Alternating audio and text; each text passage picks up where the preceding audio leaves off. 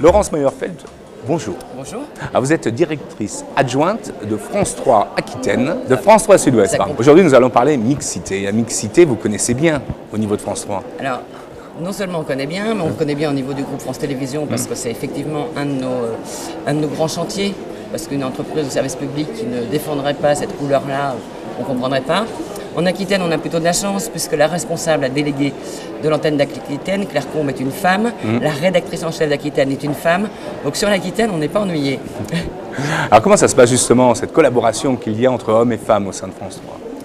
C'est pas très difficile. Ce qu'il faut vraiment encourager, et avec des mesures, avec une attention particulière, c'est que les femmes puissent accéder à des postes de décideurs dans les antennes régionales. Alors c'est pas toujours simple parce qu'évidemment ça suppose souvent de la mobilité, donc les femmes ont des familles, peut-être une plus grande conscience de la responsabilité des enfants, de l'école, de l'inscription, etc.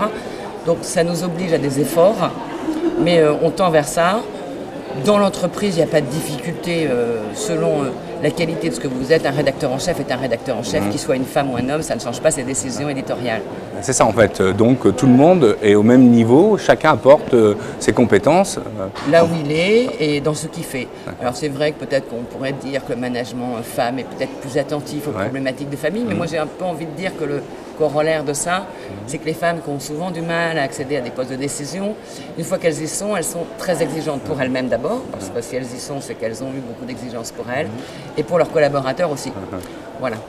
Est-ce que vous pensez que les hommes, par exemple, dans ces métiers où il y a des égos très très forts dans ces métiers, sont plus réceptifs aussi au conseil des femmes, par exemple? Est-ce que les conflits sont plus atténués? Je ne suis pas persuadée. D'abord parce que si on parle de l'antenne, il y a une vraie concurrence. Qui présente le journal, qui présente telle émission. Donc comme il y a un ou deux élus et qu'il n'y en a pas 25, forcément il y a une concurrence. Et que là, on ne s'inquiète pas forcément des conseils des amis, entre guillemets.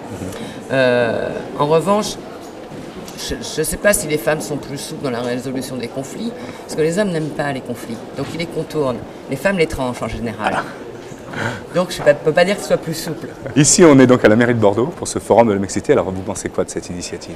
Moi je trouve ça très bien. Bon, d'abord c'est la première fois en région, ça avait eu lieu à Paris une première fois, mais c'est la première fois en région. Moi je suis ravie quand cette parole-là arrive dans l'ensemble des territoires. Il faut que ce soit une parole partagée avec l'ensemble du monde de l'entreprise. Je ne pense pas qu'une entreprise toute seule réussira, qu'elle soit publique ou privée. Alors on peut faire un certain nombre de mesures d'aménagement pour promouvoir les femmes dans une entreprise. Mais si le tissu social bouge dans son ensemble, on a quand même beaucoup plus de chances de réussir. Merci beaucoup. De rien, bonne journée.